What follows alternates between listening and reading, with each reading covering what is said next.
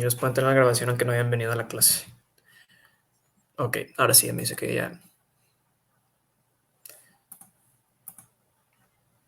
Ok, entonces vamos a empezar a... Espérate, tengo que compartir el audio también, porque vamos a empezar a ver un experimento. Un experimento que hicieron unos compañeros. Ahí sí se ve la pantalla, ¿verdad? Nada más si me puedes confirmar, Hugo. Sí, todo bien. Hugo Diego, perdón. Se ve Ok. perfecto. Ok, entonces vamos a ver primero el experimento de esta semana. Todas las semanas siempre empezamos con un experimento. Ustedes lo pueden intentar en su casa después de esta clase, pero ahorita nada más lo vamos a hacer en video, van a recibir las instrucciones y luego vamos a hablar un poco pues, de qué fue lo que sucedió. Me avisan si no escuchan el video. El experimento, el frasco de Marriott, consiste en un frasco cilíndrico que va a tener un tubo en la parte superior y un tubo en una parte de abajo en la cual va a salir un líquido. En este caso utilizaremos agua. Aquí va a estar apareciendo una imagen de más o menos lo que es el proyecto. Y para esta ocasión vamos a intentar crear uno con materiales más caseros, pero también vamos a mostrar el experimento con un frasco que ya he realizado hace unos cuantos meses y es perfecto para hacer el buen análisis del experimento. Bueno, este es nuestro frasco de Marriott casero. Lo que utilizamos fue una botella de refresco. Es importante que sea lo más cilíndrico posible, es decir, que esta parte sea bastante recta. Esto ya no importa porque pues, vamos a estarlo llenando más o menos hasta esta altura. Es importante que cuando hagan los orificios tengan cuidado, porque pues, vamos a usar algo que corte la botella y la tapa. En cuestión de los popotes o tubos, el popote superior debe ser más grande que el popote inferior, que es por donde va a salir el agua, y es importante que nos aseguremos que estos agujeros en donde están los tubos, los popotes, estén bien sellados para que no se fugue el agua y aparte para que no haya entradas de aire externas a lo que es este popote de arriba.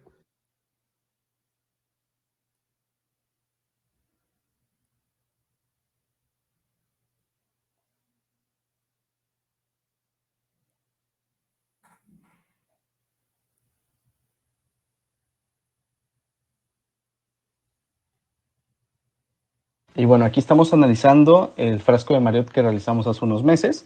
Como se pueden dar cuenta, el flujo de agua que sale del popote más chico, el popote inferior, es constante debido a que el líquido está atravesando por la longitud del popote superior. Cuando el líquido esté por debajo del popote superior, el flujo de agua que está saliendo del frasco va a empezar a reducir y su velocidad va a disminuir. Si se pueden dar cuenta, ya el ángulo de caída empieza a ser menor que antes. Y bueno, lo que estamos viendo en este experimento es que mientras el líquido se encuentra recorriendo la distancia del popote superior, el flujo de agua aquí siempre se va a mantener constante. Es decir, que durante todo este rato siempre va a caer en el mismo punto. Pero en cuanto el líquido pase por debajo del popote superior, este flujo se va a hacer menor, por lo tanto la velocidad va a ser menor y va a empezar a disminuir, provocando que cada vez más el chorrito de agua se vaya hacia abajo. Ya no tanto hacia allá, sino hacia abajo. Ok, entonces eso fue el frasco de Marriott, que la verdad es un experimento que yo hice ya estando en la carrera. Eso es lo que analizamos ya estando en la carrera.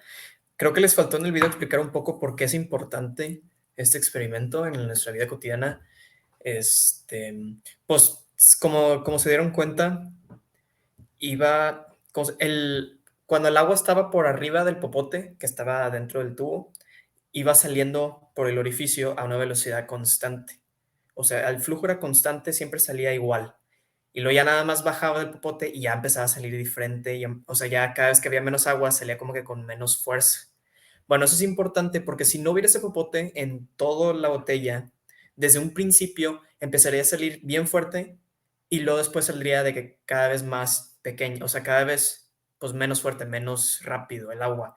Y pues cuando ocupas que un tanque de líquido tenga una presión o una fuerza, una velocidad de flujo constante, pues ocupas tener un sistema con el frasco de Marriott. O sea, por ejemplo, imagínense que tienen un rotoplas, un tinaco arriba de su casa y se quieren bañar usando esa agua. Al principio, cuando está lleno el tanque, les va a salir bien fuerte ¿cómo se dice? La regadera, la potencia del agua. Y como les va a salir bien fuerte, no ocupan tanta agua y se va a desperdiciar. Y luego ya después que esté menos lleno en la regadera, pues ahora les va a salir chorrito de agua, que tampoco quieren. O sea, ustedes prefieren tener un flujo constante de agua. Por eso es importante este experimento. Es muy aplicable en la vida real. Pero bueno, ahorita vamos a ver, el segundo tema va a tener que ver con este experimento. Hola, ¿cómo están? Para la sesión de hoy. Esto ya lo vimos. Ok, ahora vamos a empezar con el primer tema, ángulos y polígonos. Entonces, ¿qué son? Antes de seguir, si tienen alguna duda, levanten su mano o abren su micrófono, me pueden interrumpir en cualquier segundo, es totalmente válido. Pero ok, entonces, ¿qué son? Un polígono es una figura geométrica plana que tiene más de dos lados y está cerrada.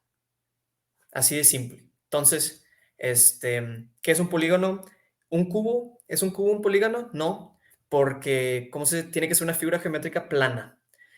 Si no tiene más de dos lados, pues tampoco es un polígono. Entonces, tenemos ejemplos aquí de polígonos, triángulos, el hexágono, cuadrados, rectángulos, también polígonos irregulares que no tienen un nombre porque son, ¿cómo se dice? Pueden ser figuras. También, algo que no dice aquí, no pueden tener curvas. Un círculo no es un polígono. Tienen que ser lados, derechos. Eso es algo que no viene aquí, pero lo vamos a ver más adelante. Y ahora, ¿qué es un ángulo? Un ángulo es el arco que se forma entre dos rectas que puede ser medida en grados. Entonces, pues aquí tenemos las dos rectas. Y tenemos el arco que se mide entre las dos rectas, que es 49. Pero ahorita vamos a ver que no necesariamente se tiene que medir este ángulo adentro de las dos rectas, puede ser por fuera y también tiene otro valor. Pero ahorita lo vamos a ver a más detalle. Entonces, ¿qué es un polígono regular? Un polígono, bueno, primero que nada, los de aquí es lo que les estaba mencionando ahorita. Los polígonos estos de la izquierda, pues representan lo que es un polígono. Son formas con más de dos lados, con líneas rectas y cerradas. Pero ahora tenemos esos ejemplos de figuras que no son polígonos. Entonces tenemos el círculo, que tiene curvas, semicírculo, que también tiene una curva, aunque tenga un lado recto, si tiene al menos una curva, ya no es polígono. Este que no está cerrado, tiene que estar cerrado para ser polígono. Y si se cruza a sí mismo. Aquí podrías decir que son dos polígonos, dos triángulos, pero uno solo no es, o sea, porque ahí se cruza. Y ahora también en los polígonos tenemos un concepto que se llama polígono regular. ¿Qué significa? ¿Qué es un polígono regular? Es una figura con ángulos iguales y lados iguales. Por ejemplo, un cuadrado. Un cuadrado, todos los lados son de la misma longitud y todos los ángulos de adentro son los mismos, son de 90. Al igual, no sé si me pueden decir, ya les dije que el cuadrado es un polígono regular, pero de todas estas figuras, no sé si me pueden señalar otro polígono regular. Hay dos más. Si lo pueden poner por el chat y si me puede decir Hugo Diego. O si les queda la duda, pregúntenme y podemos ver.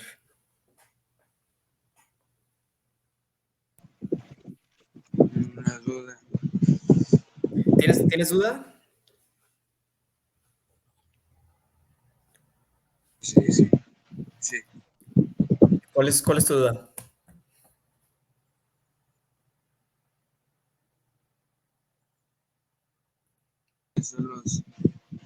¿Cuáles son los dos ejemplos que Uy, perdón, casi no se alcanza a escuchar. No sé si lo puedes escribir por el chat. Escucho, pues la verdad no te entendí, perdón.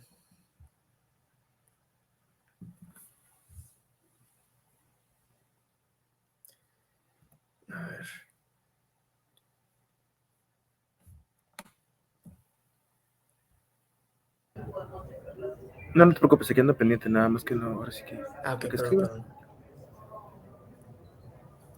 De hecho, otra vez nada más somos 3.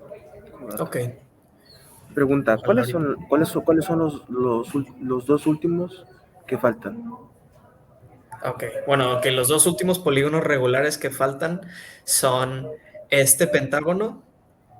Pentágono es una figura que tiene 5 lados, 1, 2, 3, 4, 5. ¿Por qué es regular? Pues bueno, eso lo tenemos que ver a simple ojo, pero podemos confiar que, mira, todos los lados a simple ojo se ven que tienen la misma longitud y los ángulos también se ven muy similares. Ese es uno, y el otro regular es que es, si no me equivoco, un octágono. 1, 2, 3, 4, sí, es un octágono, tiene 8 lados, entonces, y todos los lados son iguales y por dentro tienen los mismos ángulos. A mí me gustaría, o sea, yo casi diría que este triángulo también es un polígono, pero se me hace que este lado es un poquito más corto que este y este. Entonces, por eso no lo consideraría un polígono. Pero bueno, vamos a continuar. Ahora, ¿por qué son importantes los polígonos regulares? Son importantes porque les podemos aplicar una serie de fórmulas para encontrar sus ángulos interiores, sus ángulos exteriores, etcétera. O sea, ahorita vamos a ver qué es lo que le podemos aplicar. Entonces, lo que vamos a ver a partir de aquí, nada más es aplicable para los polígonos regulares. Si fueras a aplicar estas fórmulas, que ahorita las voy a explicar, con esta forma, no te va a servir. Es nada más con formas como este cuadrado, este pentágono y este octágono. Ahorita vamos a ver más ejemplos. Entonces, para encontrar el valor del ángulo interno de un polígono, que por cierto, el ángulo interno, como lo dice el nombre, es el ángulo adentro de la figura. Un ángulo externo sería ángulo afuera de la figura. Así es intuitivo.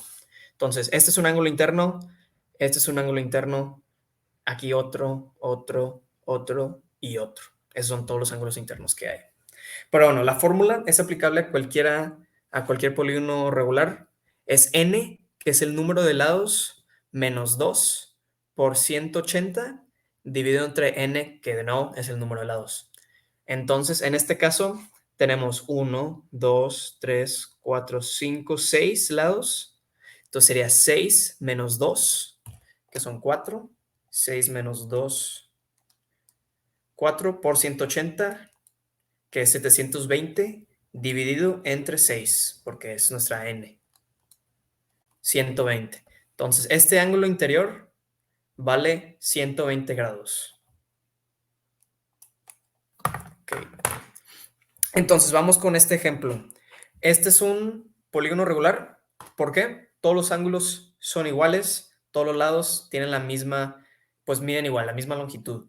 Entonces, no sé si me puedes decir qué sería el proceso, o mejor, cuál sería el valor del ángulo interior. Si me puedes decir cuál es el proceso para conseguir el ángulo interior también, pero mejor si ya me puedes dar el valor del ángulo interior. Si quieres, puedes escribir por chat qué es lo que harías tú.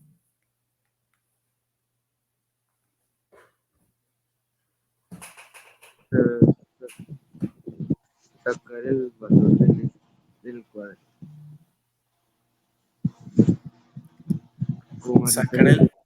como el ejemplo que era ahorita que la N eran los cuatro, ¿cómo se llama? Los dos lados. Y era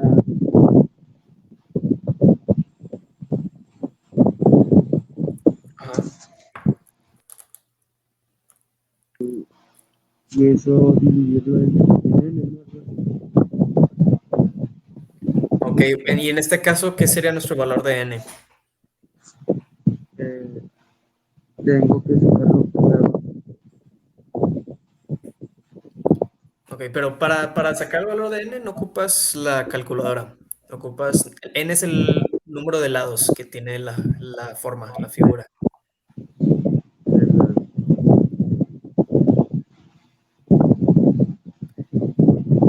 Ok, entonces, en este caso, el número de lados sería 3, por lo que n, pues, es 3. Entonces, si aplicamos la fórmula, 3 menos 2 por 180 dividido entre 3. Los 3 es en vez de la n, lo reemplazamos por el valor de n. Entonces, con una calculadora o a mano, puedes sacar que 3 menos 2 es 1, 1 por 180 es 180, y los 180 dividido entre 3, puedes hacer 18 dividido entre 3, eso es 6, le agregas a este 0, 60. Ahí está. Entonces, el valor del ángulo interior es 60. Está muy simple, es nada más de acordarte esta fórmula y se aplica para cualquier, ¿cómo se dice? Para cualquier polígono regular. Entonces, de nuevo, ¿cuáles son los valores de los ángulos internos? Entonces, primer paso es sacar el valor de n. El valor de n es el número de lados. Entonces, podemos simplemente contar 1, 2, 3, 4, 5, 6, 7, 8. Entonces, n igual a 8. Entonces, Ocho aplicas la menos- fórmula. 8 menos 2. Exacto. 8 menos 2 por 180 es igual y, bueno, 8 menos 2 es 6. 6 por 180 igual y está un poco más difícil. Yo ya uso la calculadora. 1080 y luego dividido entre 8 me da 135. 135 grados. Ok. Entonces, eso es como encontrar ángulos interiores. Para ángulos exteriores, está bien fácil. El ángulo exterior es simplemente 180 menos el valor del ángulo interior. Entonces, en el ejercicio pasado vimos que en un triángulo, el ángulo interior es de 60 grados. Entonces, para sacar el ángulo exterior, bien fácil, sería nada más 180 menos este valor de 60, que nos da 120. Pero porque, o sea, hay una manera muy fácil de acordarnos de por qué es cierto esto. O sea, no te ocupas ni siquiera de acordar esta fórmula. Es simplemente por lógica. Mira, aquí tenemos los grados. Como sabemos, 360 grados conforma una vuelta completa, un círculo. Por eso aquí tenemos de 0 a 350 y luego ya de 350 a 0 son 10. Entonces ahí se acaban los 360. Pero si nos damos cuenta, de hecho aquí me voy a dar escape, me voy a salir tantito. Si nos damos cuenta, de 0 a 180 es mitad del círculo. Es una media vuelta. Pero ¿qué es lo que también es? También es una línea recta.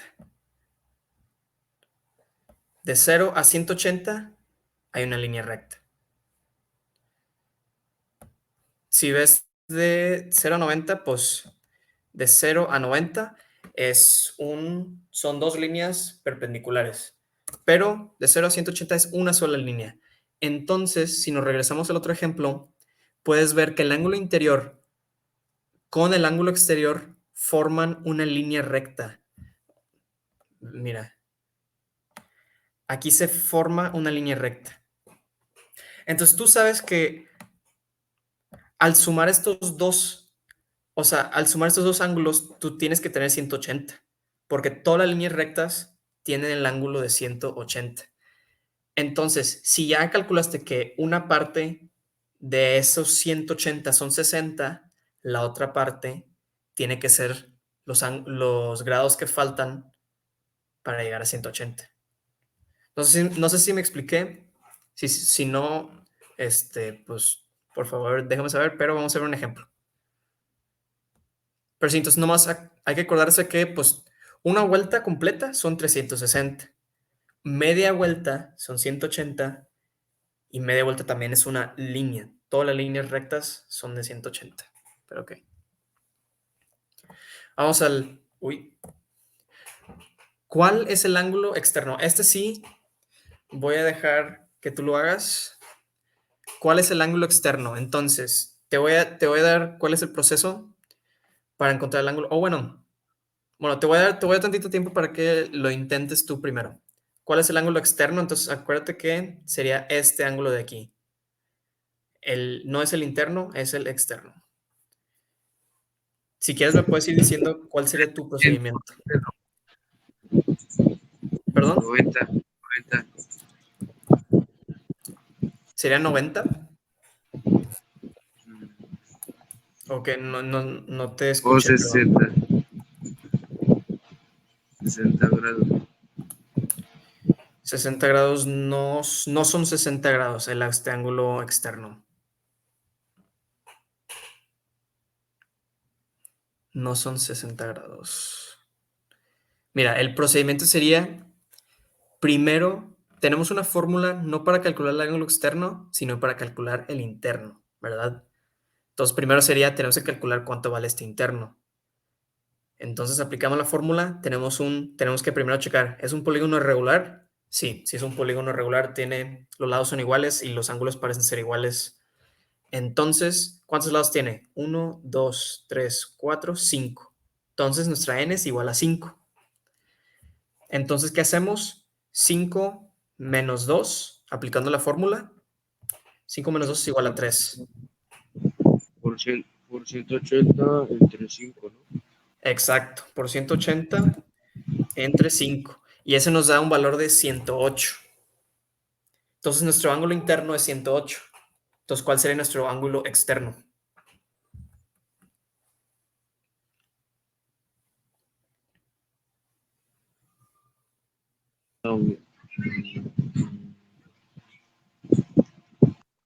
¿O cuál sería el proceso para conseguir el ángulo externo? Nomás te falta un paso. Ser el mismo, ¿no? ¿El mismo cómo? El mismo procedimiento. Ajá, pero ¿cuál es el procedimiento? Eso es lo que me gustaría saber. En, en dividir los ángulos 5 menos 2 por 180, ¿no?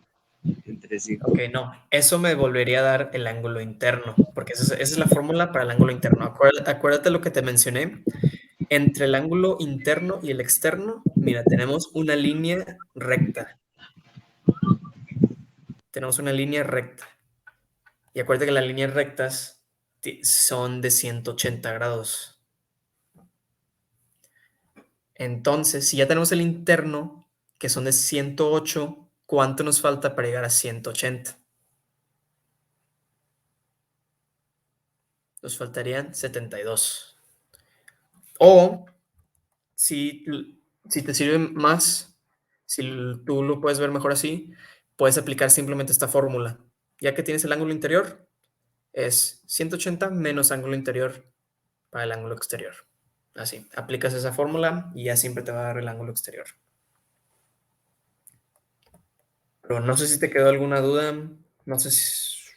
porque vamos a pasar al siguiente tema, para que nos alcance el tiempo. No, todavía nomás del ángulo externo. Ok, El otro ahí te quedó duda. sí, el otro tema sí, digo, el otro ángulo sí se me Ok, quedó por eso. ok, el ángulo externo te quedó duda. Bueno, vamos a nomás revisitarlo. Bueno, entonces el interno es el ángulo que está por dentro. El externo, el exterior, ángulo exterior es el que está por fuera, ¿verdad? Eso está, si tenemos identificado qué es el ángulo exterior. Pero bueno, entonces, ¿cómo se calcula? Primero ese es el proceso para calcular un ángulo exterior. Primero aplicas esta fórmula para el ángulo interior. Una vez que tienes el valor del ángulo interior, tienes que aplicar esta fórmula que te dice ángulo exterior igual a 180 menos ángulo interior. Entonces, para conseguir el ángulo exterior es un poco más difícil que el ángulo interior. ¿Por qué? Porque son dos pasos. Primero consigue el ángulo interior y los 180 menos el valor que te dio de la otra fórmula. Entonces, ¿cómo se dice? O sea, es una fórmula simple, 180 menos ángulo interior. Y eso te da el exterior. Igual y el ejemplo que di de la línea no era muy, ¿cómo se dice? No te ayudó mucho y te confundió más. Esta es mi culpa, pero mejor nada más aplica esta fórmula. No sé si quedó más claro así. Sí, ahora sí ya más claro. Sí, quedó claro. Sí. Bueno, ahí perdón por lo de la línea, no, no le hagas caso a eso. Pero bueno, ahora vamos a pasar al siguiente tema. Nada más me voy a poner en mute para... ¿Quieres que siga compartiendo, Hugo? Sí, sí, sí, por favor. Estoy en la escuela y no sé si voy a fallar el internet o algo, entonces, preferencia.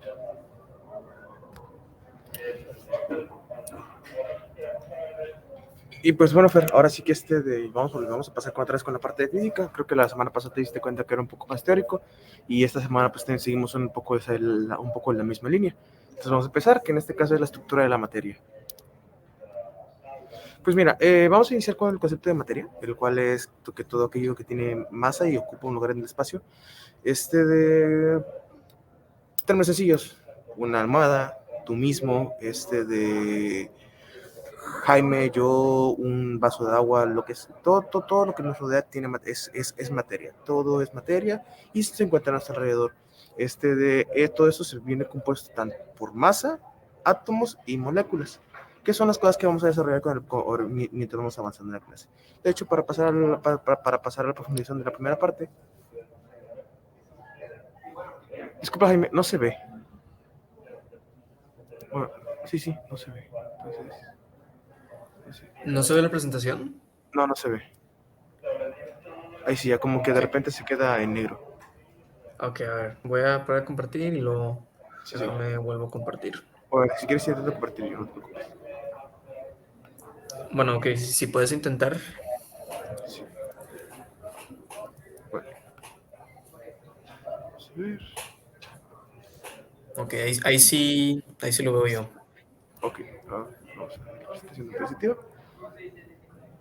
Bueno, pues ahora sí que ya estábamos con la materia, que repito, es todo aquello que tiene masa y ocupa un lugar en el espacio, todo lo que te rodea, todo lo que nos concierne, todo aquello que tenemos a nuestro alrededor, es materia. Todo es materia, incluso lo que no vemos, como los átomos y las moléculas, que como te decía, son cosas que vamos a ver un poquito más adelante.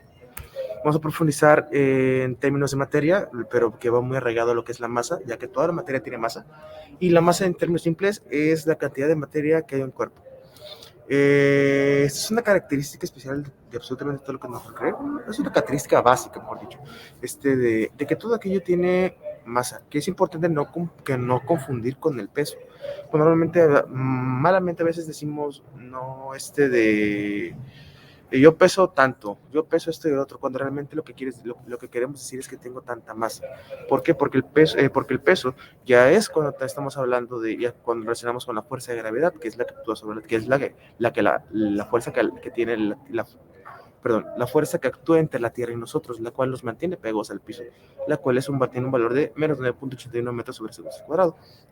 Esto es una aceleración, por eso vemos la cantidad de metros sobre segundo al cuadrado. Tú me dirás, ¿por qué son menos? Es simplemente por la referencia de que la Tierra nos está trayendo hacia ella de manera constante. Tienes que aprenderte algo muy importante respecto a este tipo de temas, es que es la ley de la conservación de la materia, de la masa en general, y es que la materia no se crea ni se destruye, solo se transforma. ¿A qué nos referimos? Aquello que nos rodea nunca va a ser destruido, la materia no puede salir de la nada, no va a desaparecer nunca, simplemente se va a transformar en energía, se va a componer en otras moléculas, va a cambiar de forma, va a cambiar de aspecto, va a cambiar de tamaño, pero siempre se va a mantener ahí bajo una reacción química, física o lo que sea necesario dependiendo del contexto en el que se vaya a analizar. Pero nunca va a desaparecer y nunca vamos a aparecer materia, masa o lo que sea de la nada. Siempre va a estar ahí y se va a estar transformando. Del lado derecho tenemos un poquito de reforzamiento de lo que es materia, que repito, es todo aquello que nos ocupa dentro de un espacio determinado. Por ejemplo, si tenemos un cilindro, pues también eso es materia, lo que está dentro tiene masa, tiene contenido. Es todo lo que podemos tocar, todo lo que podemos percibir, lo que nos rodea. Y para la masa tenemos algunas unidades de medida, que son el kilogramo, el gramo, y perdón que dice libre, pero es la libra. En este caso, el kilogramo y el gramo son comúnmente utilizados por el Sistema Internacional de Unidades, el SI, y por su parte la libra es por parte del sistema inglés, que son justamente temas que se tocaron la semana pasada. Pasando con el siguiente punto, esto es algo que vemos mucho más en química, puesto que son los átomos, que también nos consideran también en física, ¿verdad? Porque pues trabajamos con ellos de manera constante. Toda la materia se compone de átomos. Es la versión mínima, es la versión mínima de la materia. Es minúsculo, es imposible verlos de manera muy sencilla. Sin embargo, también lo platicábamos la semana pasada, se han creado modelos de estos, son los modelos que son los modelos atómicos. Bohr, Leibniz, cosas por el estilo, acá los tenemos. Esto es la manera en la que podemos imaginarlos como es un átomo. Te decía, no son visibles a simple vista, sin embargo, sí conocemos datos acerca de ellos, que son pequeños en masa, no son grandes en masa, incluso como materia, les repito, son cosas demasiado diminutas, solo pueden ser analizadas por lentes especiales, microscopios especiales, y ni siquiera son con mucha claridad, pero sí conocemos algunas de sus propiedades, que son, por ejemplo, los que se encuentran conformados por electrones, protones, neutrones, se mueven de manera elíptica y se encuentran al menos los electrones orbitando alrededor del núcleo, y dentro del núcleo se encuentran los protones y neutrones.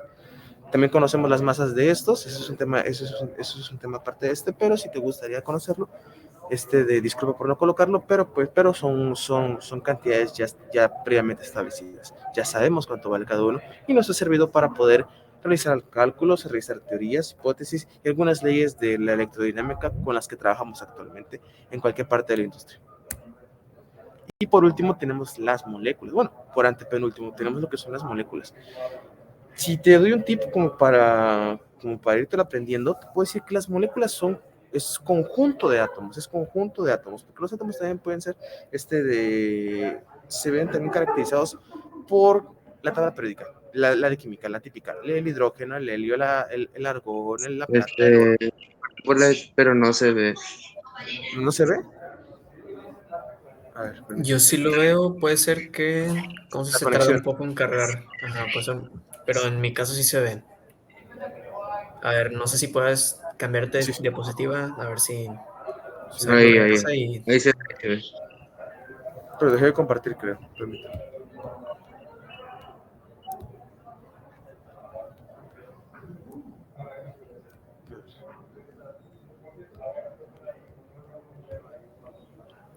Ahí dígame, ¿se ve? en mi caso sí se ve. ¿Sí? Ok, Sí, ahí se bueno. ve. Bueno, y pues ahora sí vamos a pasar con lo que son las moléculas. Te decía, un tip que te puedo dar es imaginarte de manera, obviamente dependiendo conforme vaya pasando el tiempo, lo va a hacer con más profundidad y con más exactitud. Imagínate a las moléculas como un conjunto de átomos. ¿Por qué? Que es justamente lo tengo, están compuestas por uno o más átomos, es un conjunto de átomos, ya no estamos hablando de una unidad única, estamos hablando de varios ya que conforman un tema, que conforman cosas más complejas, y así podemos ir escalando a más de las moléculas que conforman esto y el otro, y pues bueno, pueden ser átomos diferentes o iguales, podemos juntar justamente con lo que tienes a la derecha, de que son ejemplos de algunas moléculas, las moléculas de agua. Los átomos a que nos referimos con que sean iguales pueden ser dos átomos de hidrógeno y un átomo de oxígeno, que en este caso es el agua, el H2O, o cloro, sodio, cosas por el estilo, que no necesariamente tienen que ser iguales. Sí cumplen con detalles químicos o con relevancia química que vas a ver más adelante, pero como tal no es por ley que tienen que ser del mismo tipo para poder trabajar o para poder crear una molécula en algo importante. Y la molécula más importante, al menos en biología, es el ADN y las proteínas que lo componen, que es justamente lo que tienes a tu derecha, que es justamente la doble hélice que conforma el patrón genético, que es donde encontramos toda la información del cuerpo humano. La molécula de ADN viene conformada por diferentes componentes, la adenina, timina, citosina, guanina y el propio esqueleto, que es la hélice que tú puedes ver. Ahí mismo están representados del lado izquierdo. Pueden haber diferentes arreglos, estos no son los únicos, pero pues sí, sí contiene un poquito más de estudio químico. Sin embargo, con eso te puedes hacer una idea de a qué nos referimos con las moléculas, de que ya estamos hablando de un grado arriba y que también conforma la materia. Por ejemplo, si tú te pones a analizar una botella de agua, ya sabemos que es materia, sabemos que es un objeto que cuenta también con masa, medan gramos, kilogramos, como tú quieras. También puede contar con un peso, con su respectivo peso, que te repito, es multiplicando lo que tengas de masa. Por ejemplo, si algo no sé, pesa 10 kilogramos, multiplícalo por la gravedad y te va a dar el peso. Entonces, pues queremos analizar, repito, volvemos al ejemplo de la botella de agua. Tenemos la botella de agua y sabemos que tiene masa, pero también tenemos agua dentro. Y el agua está compuesta por las mismas moléculas por moléculas que es de agua, que son las que te comentaba hace rato, las cuales están conformadas por átomos de elementos de la tabla periódica. Te repito que es justamente lo de hace rato, que son el oxígeno y el hidrógeno. En sus respectivas cantidades, en este caso es H2O, la misma fórmula de H2O te lo indica, son dos hidrógenos con un oxígeno. Y esto lo puedes repetir con muchas cosas, con muchos patrones, todo lo que te rodea, puedes investigar, puedes indagar y analizar de qué se compone, con qué herramientas estamos trabajando y cuáles son sus particularidades. Tenemos otros ejemplos, la sal, que creo que es otro ejemplo muy común, que es el cloruro de sodio. Es un arreglo entre sodio, no, entre un átomo de sodio con un átomo de cloro. Que tú dirás, de cómo es que pueden estar unidos, pues es simplemente por sus electrones. La interacción entre sus electrones permite una unificación. De ahí tenemos la glucosa. La glucosa, que es algo muy importante, que vas a ir viendo mucho más en tus clases de biología, que es un componente del cuerpo, el cual sirve para la generación de ATP, para reparación muscular y cosas por el estilo. Y ahora sí, para finalizar, tenemos un modelo, suena un poquito complejo, sí, sé que el nombre puede llegar a espantar, pero realmente es algo relativamente sencillo, es el modelo cinético de partículas. Con esto nos referimos a que las partículas siempre están en movimiento. Es justamente la intensidad con la que se mueven aumenta o disminuye según el estado de la materia. Porque ese es otro hecho, que son los tres estados de la materia que tenemos ahí: sólido, líquido y gaseoso. El ejemplo más claro que te puedo dar otra vez es el agua. El agua, pues, la conocemos en hielo, que es el estado sólido, lo conocemos en agua, en agua, que es la que tomamos constantemente, con la que nos vayamos, con la que interactuamos, que es el estado líquido, y el gas de agua, que es cuando la podemos hervir. Esos son los tres estados.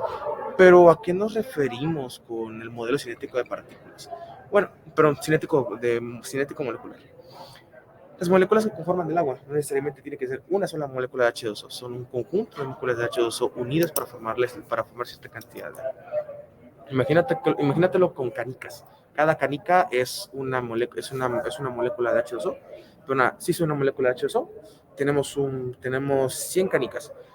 Cuando tenemos esas 100 canicas juntas, amontonadas, apiladas en un solo montoncito, que es justamente como la imagen que tienes que solo de ahí, es que si bien las partículas se están moviendo, no tiene mucho espacio entre ellas, donde están condensadas, están unidas, están completamente en bola. Tienen una unión tan fuerte que se da un estado sólido, no hay dispersión, su comportamiento es fijo, se podría decir, y si se mueven las partículas van a ser todas en un mismo sentido y al mismo tiempo.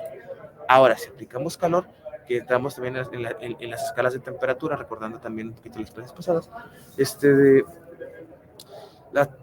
el agua es sólida en un estado por debajo de los 0 grados, y de ahí en adelante vamos aumentando. Entonces, cuando pasamos a la siguiente parte, que es el estado líquido, que es cuando tus canicas, volvemos a las canicas, están ya no tan unidas, o sea, ya tus 100 canicas ya no están tan unidas, ya no están tan compactadas, pero siguen estando en un arreglo en el cual siguen teniendo interacción, en el cual todavía pueden chocar algunas entre otras, y no están tan dispersas y no están tan perdidas en el espacio. Siguen teniendo cierta unión. Sin embargo, ya no es tan fuerte como el antes mencionado. Esto es entre unos 0 y 100 grados Celsius, que es cuando tenemos el agua en estado líquido. Si me puedo aumentar la temperatura, eso no va a cambiar hasta pasar al siguiente estado, que es el gaseoso, que esto es a partir por encima de los 100 grados Celsius. Ahora, con las canicas tendríamos una dispersión de canicas demasiado grande. Ya las canicas estuvieran perdidas en el espacio, ya no tendrían tanta relación, o no tendrían relación. Empezaríamos a ver una dispersión de las mismas canicas. Las veríamos revueltas por todo el espacio. Ya no quedaría interacción, e incluso ya no podríamos verlo. Podríamos sentirlo, sí. Podríamos sentir una energía, la energía calorífica que se puede generar, pero ya no lo podríamos ver de manera tan clara como nosotros estamos. A esto nos referimos con el modelo cinético molecular, dependiendo de la energía que esté dentro del sistema. Podemos apreciar de maneras diferentes, tres estados diferentes, en este caso con referencia al agua. Y pues tenemos todo esto es por medio del calor. Incluso al lado izquierdo tienes como que datos importantes. Si quiero repasamos rapidito. En el primer estado, que es el sólido, tenemos una forma definida, algo ya establecido. En este caso, imagínate un cubo. Dejamos las canicas a un lado, que también puede entrar, ¿verdad? Pero dejémoslo a un lado. Vamos a recordar un poquito más a un cubo. Un cubo que es sólido, o sea, tiene volumen fijo, tiene una fuerza grande, o sea, entre sus moléculas no hay dispersión, que te comentaba, no se comprime y no fluye. Ahora, el estado líquido, ya un vaso de agua. Si bien el agua puede tomar, es miscible, puede tomar cualquier forma. Entonces, imagínate un vaso de agua. En este no tiene forma fija, puesto que pueden tomar, así como tomó la forma del vaso de agua, podemos tomar un vaso circular, podemos tomar un vaso triangular, podemos tomar un vaso, aunque suena muy raro, ¿verdad? Un vaso triangular, porque te puedes lastimar. Pero sí, puedes tomar cualquier cosa y vertir agua ahí, vertir un líquido dentro de ese vaso y va a tomar esa forma, no necesariamente tienen que estar fijo de una única manera. Sigue teniendo volumen fijo, eso sí, porque pues la cantidad de agua se mide en centímetros cúbicos, sí, en centímetros cúbicos, y pues va a ser la misma tanto en el vaso circular como en el vaso triangular. No, eso no va a cambiar, el volumen siempre se va a mantener y este no se comprime. Fluyen y no se difunden, o sea, no se dispersan. Y por último tenemos el estado gaseoso, que ya hemos comentado, en este caso pues, no tiene forma fija, ya que digo, está completamente esparcido, las moléculas ya no tienen mucha interacción y ya casi no pueden mantener una estructura. Adquiere la forma que se les da, puedes contener a un gas y lo puedes contener en una cápsula circular, en una cápsula oblicua, puedes contenerlo y va a tener esa forma.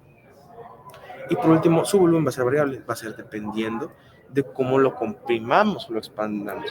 Incluso hay casos en los que gases que se utilizan en diferentes industrias, los comprimimos tanto que volvemos a juntar las moléculas que se ven dispersos, al punto de que manipulamos el volumen del mismo y podemos volver a obtener un líquido a partir de un gas. Sin embargo, estos son procesos más complejos, pero pues nos sirve como dato como para decirte que el volumen es variable. Y este sí sigue fluyendo y este sí se difunde, este sí se pierde en el espacio. Y pues eso sería todo por esta parte. No sé si tengas dudas, comentarios o te quieres decir algo tanto para Jaime o para mí. No lo sé.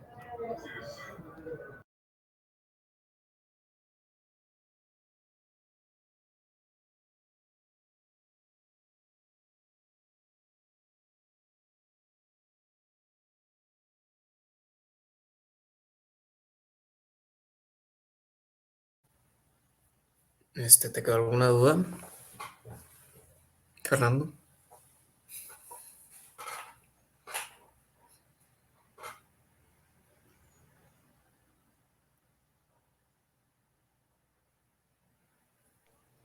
No, ninguna duda.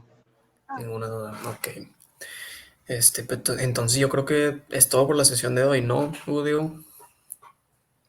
En efecto, sí, sí. Sí, es todo por la sesión de hoy. Muchas gracias por conectarte. Y no hubo algún problema ahí con Elizabeth, que no se puede conectar, pero bueno, ojalá ya en la siguiente sesión ya se pueda conectar. Y pues nos vemos el siguiente viernes. Que tengas buen fin. Que tengas buen fin, Fernando, y tú también, Hugo Diego. Nos Igual, vemos. igual. Igualmente, Nos vemos. descansen y suerte semana 5. Bye. Igual. Déjame paro de Igual. grabar. Sí, sí.